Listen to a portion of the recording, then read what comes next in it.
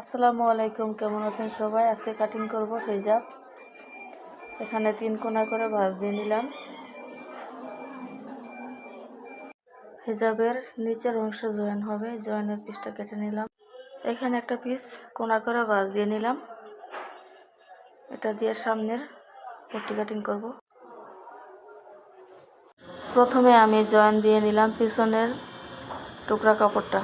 এখন জোড়া সেলাইয়ের উপরে আমি একটা চাপ সেলাই দিয়ে নিতেছি। দিয়ে নিলাম চাপ সেলাই। এখন আমি জয়েন করে নিব হিজাবের মাথায় যে পট্টিটা থাকে। দেখেন এখানে আমি মাঝ বরাবর দাগ দিয়ে নিলাম, হিজাবও দাগ কেটে নিলাম, পট্টির মাঝ বরাবর দাগ কেটে নিয়েছি। এখন দুটো একসাথে মিশিয়ে সেলাই করব। এই যে মাঝ বরাবর রেখে দিলাম। এখন এক সাইড সেলাই করব। সেলাই করে নিলাম। এখন বাকি সাইডও আমি সেলাই করে নেব সেমভাবে। জয়েন দিয়ে নিলাম পট্টিটা। এখন উপরে একটা চাপ সেলাই হবে। এই যে উপর দিয়ে চাপ সেলাইটা দিয়ে নিলাম। মাথার পট্টির নিচ থেকে আমি এখন 12 ইঞ্চি পর্যন্ত এইভাবে চিকন করে সেলাই দিয়ে নেব। দুই সাইড দিয়ে চিকন করে সেলাই দিয়ে নিলাম। হয়ে গেল সেলাই। এখন গলার জন্য আমার যতটুকু লাগবে আমি মাপ দিয়ে সেলাই দিয়ে নিব।